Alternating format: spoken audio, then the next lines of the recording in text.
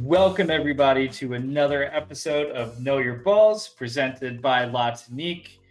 Unfortunately, my co-host Robbie Williams could not be here today. He's feeling a bit under the weather, but luckily we have somebody who can fill in his shoes so easily. His shoes aren't too big for him. Jacob Stevenson's got it down pat, ready to go. Jacob, how you doing today? I'm good, Jack. How you doing? I mean, good. Kind of the same as you. Pacific Northwest. It's been super nice recently. So the last week and a half has been great. Oh yeah, been enjoying it. I'm not much of an outdoorsman, but I like being outside. Does that make sense? Like, I'm not going to go backpack. That makes sense. But you're not like a hiker, but you like, right? You like being outside. Yeah, like I like drinking a beer at a park. Yeah, but you don't like going for a walk or I can walk. Depends on it. There's a distance limit there for me, I think. Anyways, good to have you on, Jacob. Thanks for filling in. Just to remind you guys as well, I'm Jack Mannis, taking over as one of the co-hosts of Know Your Balls. And also another reminder, we will be releasing episodes twice a week now on Mondays and Fridays. So keep an eye out for that every week. We got a packed show today. We got some NFL stuff to talk about in terms of the ESPYs, the Hail Murray winning the Play of the Year award at the ESPYs. We got some soccer to talk about because Italy won the Euro Cup. Good for Italy. Was it Forza Italy or something? I think is what they say. I don't know. We have some UFC. Conor McGregor's leg doesn't work. His shin, as he was standing straight up, was making contact with the canvas. Make it make sense. Look at pictures. It's weird. Don't look at pictures. Just don't do it. Yeah. And then, of course, we got some NBA stuff to touch on. We want to talk about some Chauncey Billups. We want to talk about some NBA finals, of course. And then we'll close the show out. Does that sound good? Mm-hmm. Perfect. All right. So, like we mentioned at the top, I forgot to mention, we got some MLB stuff going on too. We got some MLB Draft is today. All-Star games, couple days. Home run derby. Ohtani hit his 33rd on Friday, 463 feet, I believe. You were at that game, right? I was not at that. That was the only game I didn't go to. Oh, right. Yeah. Today's Sunday. I'm getting it all Today's Sunday. Yeah. Well, we got Ohtani going to be out there doing his thing. He's going to be pitching and hitting. Like you said, he'll be at the Derby hitting more 463-foot blasts, especially at Coors. But we also had the MLB Draft today. Mm-hmm. We also had the Futures game today. The MLB Draft, we were talking about it before we went on air here. It was pretty much a loaded first round, I think, this year. I think there was a lot of talk about a lot of really talented high school shortstops, high school arms, but then you have the two kids from Vandy who are obviously going to go pretty high in the draft. We had Henry Davis, the Louisville catcher, who just went off offensively this season, go number 1 to the Pirates. But I don't know if you wanted to touch on Jack Leiter going second to the Rangers. Yeah. And Kumar Rocker falling all the way to 10, which surprised me. Yeah, I thought Rocker was still going to go in the top 5. He had a little bit of a down year, but he was supposed to be a high draft pick. Jack Leiter went 2. Dad played in the bigs, worked for MLB Network. But Davis going 1 surprised me. I thought they were going to take that shortstop from California. Marcelo. Right, yeah. Mm-hmm. Yeah, from East Lake High School, right in my neck of the woods, San Diego native here. Yeah, there were a lot of these high school shortstops that people were talking about, and obviously they were talking about Leiter. The kid's lights out. I mean, he threw several no-hitters this year on that championship Vandy team. Well, last year's championship team, runner-up this year. And Kumar Rocker was kind of like Jack Leiter this year, last year. Kumar Rocker was the man in college baseball, right? He was kind of the face pitched in a College World Series game as a freshman, if I remember right. Yeah, I mean, he has crazy strikeout stuff, and I was pretty pissed watching this draft because my Angels were picking 9, and we had a chance to get Kumar Rocker. We didn't. At 6 or 7, I thought, what if Rocker slips to the Mariners? And at 10, I'm looking at it and I'm like, okay, we picked 12. Like, there's a chance in the next one. Yeah. So, but yeah. Good for them, though. But if there's the Angels still got a pitcher at least. But when the announcers say the very first thing that comes out of their mouth after our pick goes, well, he's definitely a reliever, I just put my hands on my face in shame as an Angels fan. Okay, you're not going to take a guy 10th overall if he's going to end up being a reliever. Right. Yeah. Yeah, exactly. Right. And like, yeah. You're just not going to do that. You shouldn't. You know, you never know with baseball, right? Half the first round picks don't even make the bigs. And, you know, after a couple of years, you might turn a guy into a reliever, but you don't take a guy 10th overall if you think, oh, he's going to be a reliever. Yeah, yeah. We took him 9, and I think the idea is to turn him into a starter. But here, the kid we drafted already missed most of the beginning of spring with some dead arm stuff. So that's already pretty concerning. But yeah, so we had the draft. We wanted to touch on that a little bit. Looking forward to see what those kids from Vandy do, especially. That's going to be awesome. Mm-hmm. So looking forward to that. Yeah, what about the ESPYs? Let's move on to talk about the play of the year. Just touch on that because it's fun.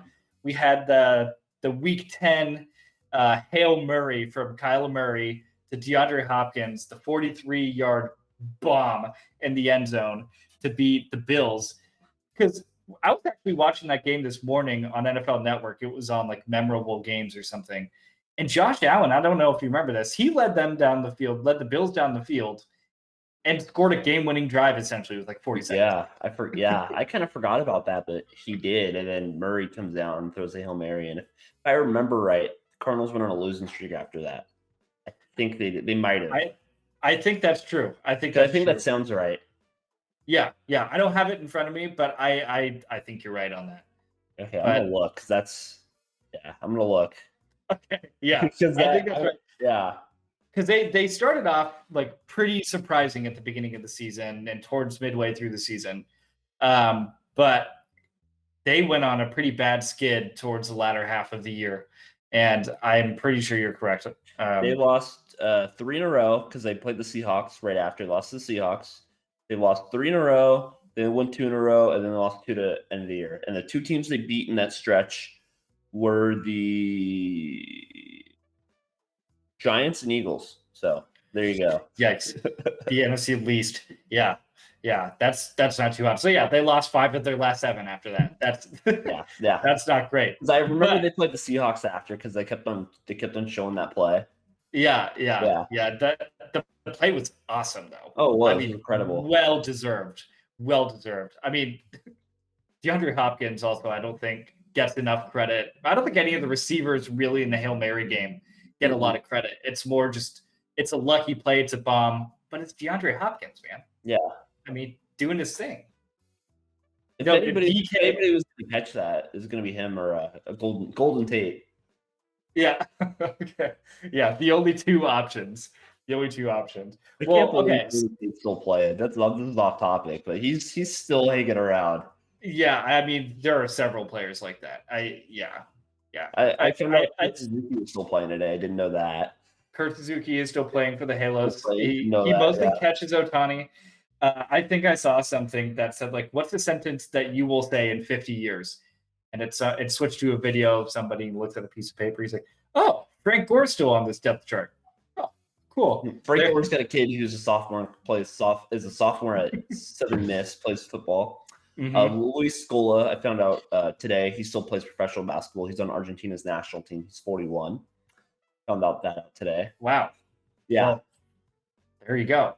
Well, yeah. Thinking about plays of the year, though, do you have your own favorite play? Let's go like any sport. Oh, it doesn't have to be NFL. Jalen Suggs' buzzer beater against UCLA to send the Zags to the national championship game. So I'm a very big Gonzaga fan. My brother went there, so like my family, we're all big Gonzaga fans. Mm-hmm. And I lost 5 minutes in overtime. I'm sweating. I'm walking around. I am pacing. And he hits the shot, and we just scream and we run around, we hug each other, and that was just awesome. Outside of the Seahawks Super Bowl, I have never been that happy after a sporting event in my entire life. It was awesome. But, even if I take away the fandom, that's still like it's a buzzer beater. It's a half-court buzzer beater to go to the national championship game. Like, it's pretty incredible. And March Madness, when like there were some fans allowed there, right? So like it was like right at the time when like we were like, okay, sports are kind of coming back now. You can feel the energy, and he stepped up on that table and just, really, really pats himself on the back and just was like the biggest man on campus that night. And it was pretty awesome. That was super hype. Super hype. I'd say for me, I was trying to think. If I remember correctly, who was it? It was Brett Phillips. Is that? Yeah, Brett Phillips on the Rays and the World Series last year. Out of nowhere, comes off the bench for the Rays in the World Series against the Dodgers and hits that walk-off hit. That was just mayhem. Like Chris Taylor, who's a sure-handed outfielder, kind of bobbles it. He throws the relay home. Meanwhile, Randy Arozarena is rounding third and trips and falls, and then has to get back up and slide into home. That was such a strange play. Yeah. And it was like insane. something like Little League. Yeah. And Brett Phillips, he must have been batting like sub 200 on the season. He only bats from the left-hand side of the plate and still wears the helmet with both ears on it. He just looked like he was the last man that they could possibly find. Did you see Brett Phillips pitch the other day? Oh, it was amazing. I love 94, and then he threw a pitch in the 40s, and then he was doing all the weird wind-up stuff. And I think he had about 1 or 2 balks. Oh, for sure. It was fun. He's just an awesome guy. He brings all the energy. He loves playing the game. But totally great for a fourth outfielder. Oh yeah. That's what he's supposed to be, right? Yeah. I actually remember right after that happened, I FaceTimed one of my friends and I called her because she's a big baseball fan. And I FaceTimed her and she was like crying because she was like, this is what baseball is all about. It's like these stories and like baseball's back. It's very emotional. Yeah. It was a great time. Well, I'm a Mariner fan, so the closest I've been is game 161 in 2014. Austin Jackson was out. They called him save because it's before instant replay in like the 10th inning, and it forced a game 162. And the Mariners had to win, and the A's had to lose to go to the playoffs. And the Mariners won, but the A's also won, so we didn't make it. Yeah, that's the best moment I've had as a baseball fan. I'm a Mariners fan, but baseball's magical. It is. Yeah, and so is March Madness. So I think we both killed it. We both crushed it on that one. All right, moving on. We had the Euros today. We had a PK shootout between Britain and Italy. And I don't know much of anything about soccer. My soccer knowledge is like post-dated to like FIFA 12 and the rosters on FIFA 12. And anything after that, I don't know anything. But I know that Italy snapped like the longest drought without winning the Euros or something out of any other European team. There's stuff like that. Hoping England would win because if England won a Euros in England, that place would have it's gonna lose it regardless. But if they would have won, it would have been the same. It would have been a madhouse. It would have been, I just imagine like Philadelphia after the Eagles won, but with like the whole country. Oh yeah, and like 5 times as many people in the stadium. Yeah, but I didn't get to watch the final. I watched some of the Italy-Spain semis and some of the England semis, and the Italy keeper had 1 or 2 nice saves in the PKs. He guessed right on the last one, and yeah, there was this young God, soccer fans would crucify me here. There's this young British player who went up for PKs, and he had to make it if Britain was to, have a chance to win in PKs, and he just hit it right off the post, and it was brutal. He was crying at the end, but that's brutal. Yeah, but you're a professional. Don't mess up on the world stage, and you won't cry. Yeah.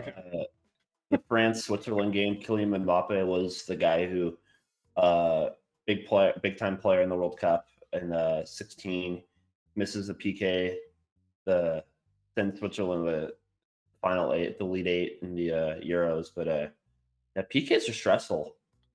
Yeah, well, I don't feel bad for him. If you're not made for that moment, don't step up. Yeah, you got to be better. You have to be better next time. But I mean, whatever. I wouldn't say that to his face. But those soccer players are in such amazing shape. Oh yeah. Every time I watch soccer, after 5 minutes, I'm just like these guys are in such great shape. I just start feeling terrible about myself. Yeah, I've been trying to walk. I've been eating healthier. I've been doing a really good job not eating fast food.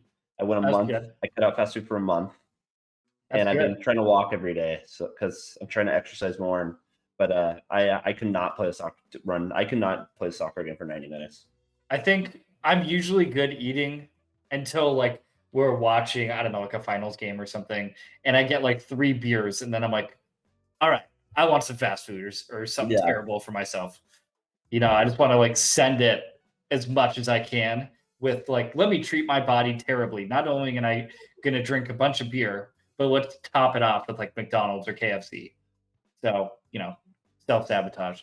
But one of those nights, actually, when this happened, was last night watching the Conor McGregor fight. Conor McGregor, Mm. Dustin Poirier, the trilogy fight. And man, I'm so glad I know how to like illegally stream these fights because it was at the end of the first round. And McGregor's leg just snapped. Now, I don't know if you watched any of this fight. I think you had other things going on last I night, was at the right? Mayor game. Yep, yep. And but you did look at the picture of his leg. I did. It was disgusting. Yeah, That stuff gets me. I saw Kevin Ware's injury live, yeah, and I had like 5 minutes. Remember when Paul George was playing for Team USA and he broke his leg? yeah, I saw the replay like right when he did it. So every time something happens, I think of Paul George and I think Kevin Ware. yeah, yeah. My roommate was at Nurkic's leg snap, like in Oh, the arena, and heard it. I was playing Fortnite when that was going on, and my brother was like, "Oh my God, Nurkic just snapped his leg," and I looked, Yeah, and I saw it, but that was brutal. bad. I was watching Dax live. Oh yeah, that one was terrible. That was That was awful. terrible. But yeah, so this fight, bunch of build up. On the second fight, Connor was being a little more polite, trying to show that he's a little more of a mature fighter. This time, he comes back around and just goes all in on the trash talking, including talking about his wife, threatening to kill the guy, all this stuff, like vintage McGregor, Just like right? that's just absurd. Like that's just crazy. Right. Yeah. Well, I mean, Let's just break that down for a second. Like well, that's I just kind of mean, crazy. look, the man's job is psychotic. UFC fighters are insane people. They're crazy. But anyway, so the fight starts off and McGregor's throwing a lot of low kicks. And then Dustin Poirier just takes over and just starts beating up McGregor. Like it wasn't even a fight. McGregor was getting beat up. He was on the ground. He was taking punches. He was taking elbows. He was taking all of it. And they eventually stand him back up. And McGregor throws like a punch or something, tries to throw a jab. And as soon as he steps back, his leg just like, I mean, guys, just look at the picture. His tibia, I think, is what they said, actually broke. It sounded and looked initially like it was his ankle, the way that he fell back, but in slow motion, you can literally see, like from his shin, not his ankle, his shin touching the mat of the octagon. It was brutal. He still did an interview sitting down, waiting to get carted off, and he yells at Dustin Poirier and says, "Your wife's in my DMs," talking about how there's an after party and that his wife should go and all this stuff. I mean, he just seemed like a desperate man at that point. Yeah,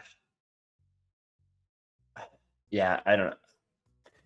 It, it's just UFC. Like it's entertaining, and I'll watch it with my friends and stuff. But every time I watch that, I just think, why would you want to do that to yourself? Yeah, yeah, fair. I mean, that's Yeah, I definitely wouldn't do fair. that, but it's entertaining, and I watched Mayweather Pacquiao. What was that? 2015? Remember that? No, I do remember. I don't know the year. And then Mayweather McGregor. I remember in college I watched that. That Yeah, was a really big deal. yeah, We had like 15 people and we all threw in like $5 or whatever it yeah, was. yeah, Yeah. yeah. But I mean, I love the UFC, and I think McGregor's good for the sport. I think he brings a lot of attention to the sport. Hmm. I don't think people would know who Dustin Poirier is No. generally if you're unless you're a UFC fan without McGregor, right? I mean, he brings so much to the sport, but he's won one fight in the last 5 years, and this man was the first guy to hold two different weight class belts at the same time. Like he was at the top of the He sport, And I mean, do you think he will even come back from this? No, I don't know. You know how they say no news is bad news? It's kind of Yeah, like a saying people say. Well, I kind of think about that with like people like Conor McGregor, where it's like they're such a big like figure and they're such a big presence, and if it doesn't matter if they get blown out, if they lose, if they say something, everything they do, people pay attention to. So you get people like me that aren't big UFC fans, but like I know Conor McGregor lost yesterday. I knew he was fighting. I know that like I know who he is. I understand the guy. But if you're gonna take someone like me who's watched 2 UFC fights in the last 7 years, and I like know the guy pretty well, that's great for the sport right. Yeah, because right like, and then I know who Vincent Poirier is, and right like I've never watched him fight, but I know who the guy is because he's a UFC fighter and McGregor, and but yeah, I don't know what's next for McGregor. yeah. I mean, Dustin Poirier is going to be fighting for the championship. He's going to be fighting for that lightweight belt. Connor, it's going to probably take him at least 6 months to recover from that. And I mean, the man made so much money last year. I don't know if he's going to even want to come back. I don't know what fight would even be set up for him. I don't know that, I saw a lot of the talking heads kind of complaining about the fact that he was bringing Poirier's wife into stuff after he just got beat up.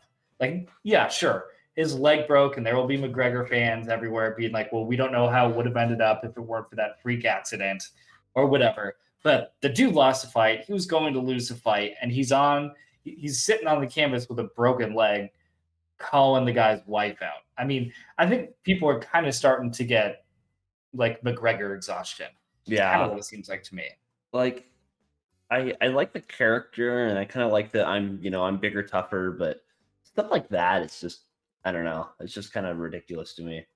Yeah, it's more antics, and it'd be one thing if he's won more than one fight in the past half decade and has stayed Yeah. in the sport and continued to hone his craft. But the guy stepped away and is clearly not the same fighter. He's more worried about his proper 12 whiskey and his private jets and all that other stuff than he seems to be about contending for a title again. Mhm. So we'll see what happens. But all right. So I know you're not the biggest UFC guy, so let's move on to something a little more friendly for you. How All about right. let's talk about the NBA? Okay, there we Sound go. good? Team USA lost. This isn't off topic, but did you Yeah. watch that USA Nigeria game yesterday? Okay, Yeah. I watched the second quarter because I was, trying to go to the Mariner game. Saw the score and I watched the last 4 minutes, and it looked like that Team USA decided a half an hour before the game started that they looked like they woke up and they just went out there and decided they had to play a basketball game. The lack of ball movement was terrible. Nigeria were in the same set over and over again, and just the energy was terrible, and they were just so stagnant offensively. And it like Nigeria played very well and they shot well and they ran some good stuff. And they're one of the better. I think they're one of the better international teams. They got a lot of NBA guys, but still, like that was just an embarrassing effort. Well, I think I saw this meme and it was like, looks like Nigeria took this personally. And the last time that we played each other leading up to the Olympics, I think we beat Nigeria like 157 to 60 Yeah, it was an something. Something 83 insane. point game. Yeah, yeah. So there's that. And yeah, I mean, it looked like the US also in the fourth quarter was like putting a lot of these guys that are still like jockeying for a spot on the final roster out there just to like see what they could do.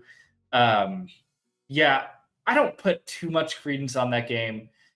I mean, look, it's an exhibition game, and people are Mhm. still just coming off of like deeper playoff runs, and they haven't been rested, and it's somewhat of a new system playing with pop, right? So it's still kind of new.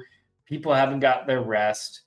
They haven't learned how to gel quite yet. I think we'll get there. The one thing I worry about is our lack of size. I don't really see like a big presence Yeah, on our it squad doesn't at all. matter because it's a practice game.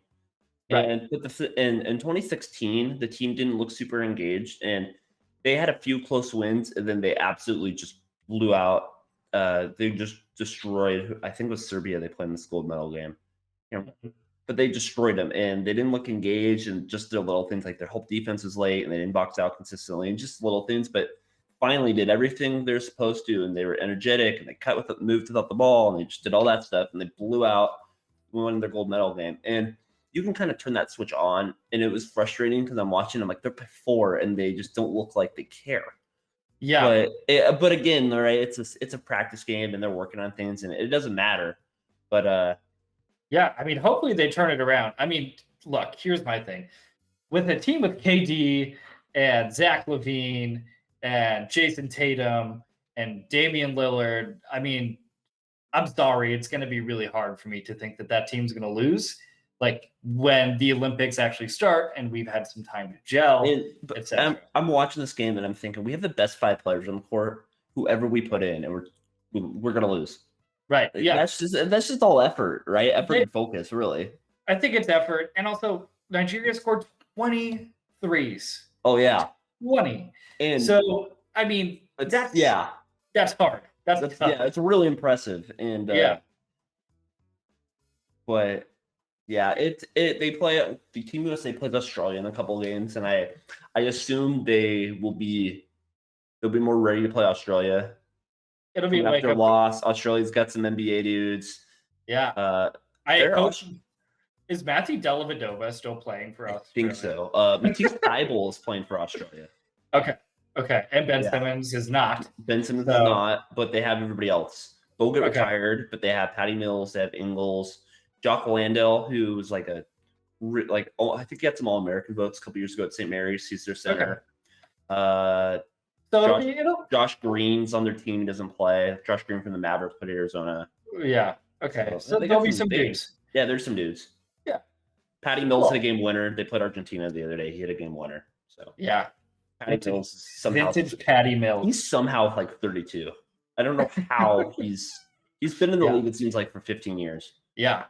Yeah. He may be the first person to beat Father Time. Oh, and I hope it's him and not LeBron, just because it'd be funny. If it's anybody, it's Patty Mills and then Kevin Durant. Yeah, true. Well, speaking of the dudes, and speaking of the aforementioned Damian Lillard, it's been a bit, but we haven't really talked about the hiring of Chauncey Billups as the new head coach of the Portland Trailblazers. He spent a lot of his career with Detroit as a player, Hall of Famer.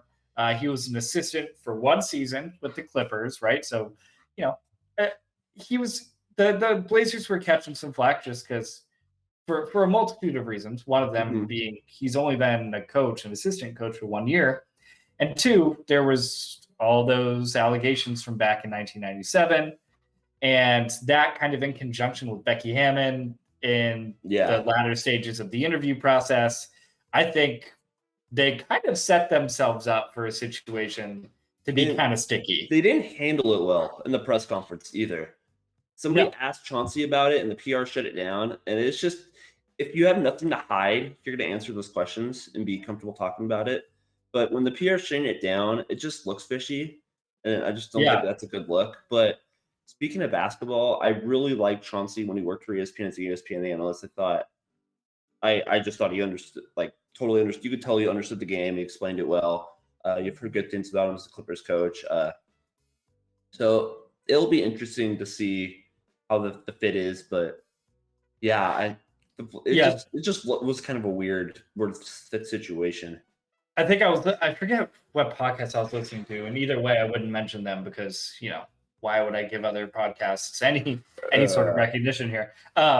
But anyways, they were talking about how Chauncey Billups himself at the beginning of the presser was like, yeah, if y'all have any questions about 97 stuff, I'm happy to answer them, be candid. I want to, kind of start off and be, with candor and be open about things here. And as soon as someone asks something, the PR person's like, actually, we're not going to say anything about it. And it's just like, why is it so hard? Yeah. It's okay.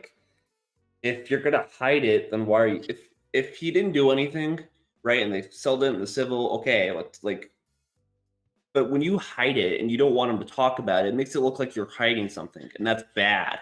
So it's what are you doing? Right. And, that's leaked over into speculation about Dame not wearing a Blazers jersey next season.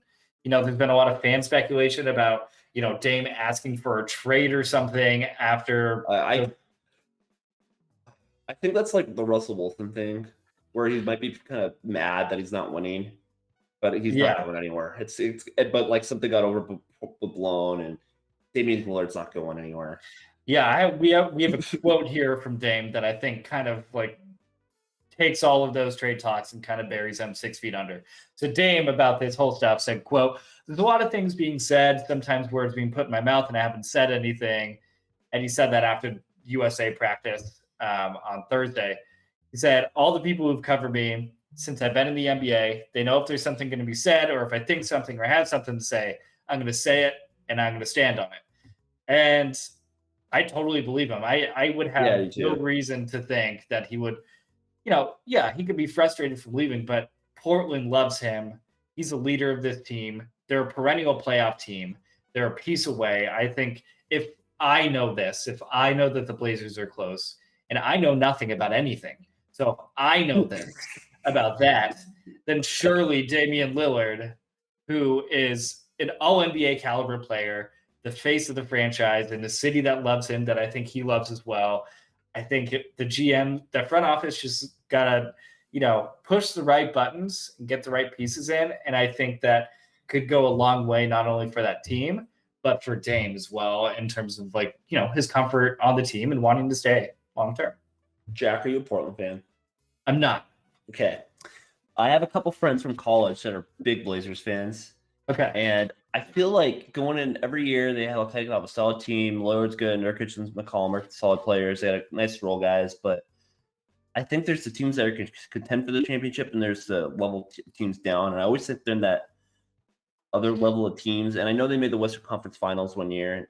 But I just always think that they're one big piece away, one guy. Like Robert Covington's a nice player, but there's a difference between a Robert Covington away and a guy a little bit better than CJ McCollum. That's kind of what I'm thinking there. But it seems like they just have so many injuries year after year. Zach Collins barely played this year. Nurkic was hurt. They just have a ton of injuries, and you kind of know who Portland is really. They're kind of generally the same team the last few years. Yeah. I mean, there's been talk, I'm sure you've heard about maybe including CJ in a package and seeing where that takes them. I was thinking of CJ LB for a second. I was like, no, definitely not. McCollum. Yeah. There we go. Yeah, the good one. Hey, he's a Cougar, so yeah.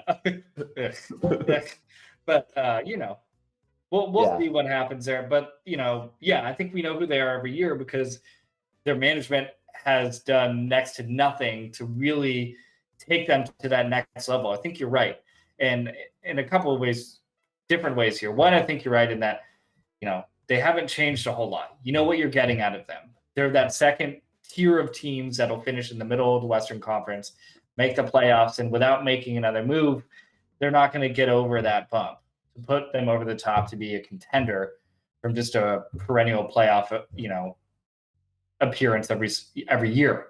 But I kind of thought the same thing about Phoenix. Mm-hmm. I did too. So I think part of that was DeAndre Ayton and Booker took that step. They both got better. And adding CP3. Adding CP3 definitely, but Booker and Ayton, we kind of thought they're going to be a good team going into the year, but I think what took them from just a good team to a team in the finals is Chris Paul's better than I think everybody thought. But Booker and Ayton took that step, and I think Bridges a little bit better than people thought. I'm a big Mikal Bridges fan, but I didn't think he was going to be this good of a role player this soon. Well, speaking of Mikal Bridges being a total stud, let's go ahead and recap Game 2 of the finals, and then we'll talk about what we've seen so far with Game 3. Game 3 is happening right now. I don't know the score of it. It's in my living room, but it's happening right now. I'm pulling it up. But Game 2, it's the Mikal Bridges and Devin Booker game. They combined for 58 points. Mikal Bridges had 27 points, 7 rebounds, and Devin Booker had 31, 5, and 6. And I love the way Mikal Bridges plays the game. The dude can jump out of the gym. He's got the wingspan. He probably has a 13-foot wingspan. The man's insane. I don't know how he controls the ball, with the ball that far away from his eyes. His hand-eye Really, coordination. really smart defender too. He's always in the right spot. Even though we've been talking about him for 5 minutes, how great he is. He had 4 points tonight and 2 of 4 shooting. But but he's awesome. He's a really smart player. He's a good jump knockdown shooter. He was one place away from being an all defensive guy. Jake Crowder shot really well in game 1. Yeah. We talk about Giannis, 42 points. Coming back, 42 second game back from a hypersthenic knee. 42, 12, and 4 was the one. Yeah. I mean, what else can you ask of him and still lose by 10? What else can the man do? I mean, it's insane. It's also, this finals has been weird in the sense that, like, at least in the first 2 games, it didn't feel like they were close. No, but it was a 10-point game in game 2, but after the first quarter, you never felt like the Bucks were going to win. When the Suns were at 12, you just kind of felt super comfortable. Like, you didn't really think Milwaukee was making a run. Well, because then every time they'd go down the floor, it'd be like Book or Mikal Bridges would hit a shot, and then it's like, oh, okay, it's 10 or 11 again. Yeah, and then Holiday and Middleton didn't play very well. Holiday was 7 for 21 from the field. Middleton was 5 for 16, but Pat Connaughton, he was nice off the bench for him. Slam dunk former Orioles prospect, Pat Connaughton, and former NBA slam dunk participant. So a man of many hats, one might say. But yeah, those first 2 games, you know, I think that NBA fans have a tendency to jump the gun a little bit in terms of the series. You know, like Robbie. Oh, totally. Robbie, this series is done in 4. It's a sweep. You can take it to the bank. Even if Giannis plays, it's done. And now I look at the score of game 3, went final, 120 to $100, 20-point win. And looks like our friend Robbie was wrong. Giannis had 41 again. Drew Holiday played a lot better. But yeah, Cam Johnson had 14 off the bench and 5 for 11 shooting in 30 minutes. DeAndre Ayton had 18 and 9. But Bucks won by 20. The last time I saw the score, the Bucks were up by 8 in the third. But, yikes! So they went on a run. Did you see that Cam Johnson poster? Okay, I haven't seen it yet. My dad told me he just packed it on him. Yeah, and I saw Colin put it in our Lockbeat Sports chat. Yeah, but I haven't seen it. I was searching for it, but I haven't seen it yet. I'm pretty sure, unfortunately, we will no longer be paying attention to PJ Tucker. He doesn't exist. He's a figment of our imagination. That one person that you always see just standing in the corner waiting to shoot a random 3-pointer every once in a while, he's not real because he was completely eliminated off the face of the planet by a Cam Johnson poster. So next time you see PJ Tucker, just know it's a hallucination. Just warning you. All right. Well,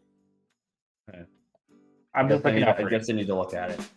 Yeah. We mentioned the guys that stand on the 3-point line. Well, when I was playing the rec in college, I was the dude who'd like run from like corner to corner. I wouldn't stand inside the 3-point line. I wouldn't guard anybody inside the 3-point line, and I would cut. I just stand on the corner and I'd shoot like 1 3 a game or 2 3s a game. And well, I try to drive, but you know, it's like I feel like Drew Holiday in game 2, where like the man could not make a layup to save his life for the first 3 quarters of that game, and that's me. But for my entire life, I can't. When we like actually play basketball, like I'll cut and I'll drive and stuff. But if I'm going to the rec and I just like don't really care, I'm just running 3-point line to 3-point line. I'm getting my shots up. Yeah. Oh yeah. Why wouldn't you? Why wouldn't you? That's.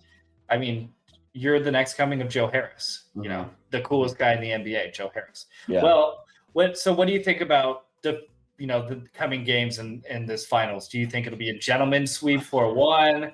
Do you think, because Stephen A said this, and I think it's right. If the Suns win one of these 2, it's done. It's done. Suns, they're not. I thought Suns in 6 going into it. I kind of think Milwaukee will go 2-2 back to the Phoenix, but it's going 6 or 7. Yeah. I think the teams are too. I think they're too evenly matched. I said on our Tonique pick 'em, I said 6 because I thought I'd like the Suns' role players better than the Bucks'. But that's also like at the time I thought Giannis was going to play, but I didn't know how effective he was going to be. But I will be very surprised if it's not 6 or 7. I hope it's 7. So right, because the Suns have to win the next 2 for it not to be 6 or 7. So right, right. I don't care about either of these teams. It does not matter to me who wins. I'm a Warriors fan. This does not affect me at all. You're from San Diego, and you were a Warriors and Angels fan? And I'm a Padres and Angels fan for baseball. I didn't have an NBA team growing up, and I went to college in Northern California. And everyone, UC Davis. Okay. Right. So everyone there in my dorm was like, doing the whole Warriors. And I mean, this like totally inundated in it. What year was this? I started college in 2012. I think I'm in a job interview right now. Okay. I'm just trying to process, like, the Warriors were really good. What year, right? I'm doing that whole thing. Yeah, people call me a bandwagon fan. That's fine. I got on when I got on. I didn't have an NBA team, so, I have no shame in it. But, yeah, so I hope it goes 7. I want an entertaining series. We'll see what happens. Mm-hmm. Well, I think that's all we got on the slate today. We covered a lot of stuff. We did. We went from draft day in the MLB to a 7-game series between the Bucks and the Suns, and we'll see if Dame ends up a Laker. There's so much happening. And, we'll see if Team USA can get in better form. Yeah. Oh my goodness. Can you imagine if they get smacked by Iran in the group stages? They won't. It's Iran. Like, Nigeria at least has NBA players. Yeah. I mean, you never know. You never know. All right. Well, is there anything else? Any last words you have I don't have any last words. Thank you for listening. Next week, Rob will be back, and I will be helping AJ produce this. But thank you for listening again. Well, it was awesome having you. It was the first time that we've been able to have our back and forth here. Yeah. So it's been fun. It's fun. Picking your brain a little bit, and it's good to know that you're an honorary David Fletcher fan. Now that you've seen him home or twice, you have to. Yeah, I'm you not have a David Fletcher fan. No, we all love Dave. We all love Fletch. He's got the 24-game hit streak going. He's like my height. Oh, I didn't know that. Oh yeah, he has a 24-game hit streak. I like how his on base percentage is 40 points higher than his average. yeah, it's awesome. He's fun. Oh, that's great. Yeah. Well, yeah, Jacob, thanks again for jumping on here. Really appreciate it. Thank you, Tonique, and all our listeners. Make sure you guys check us out. Check out Know Your Balls on socials, and please check out www.latonique.news and have a fantastic start of your week.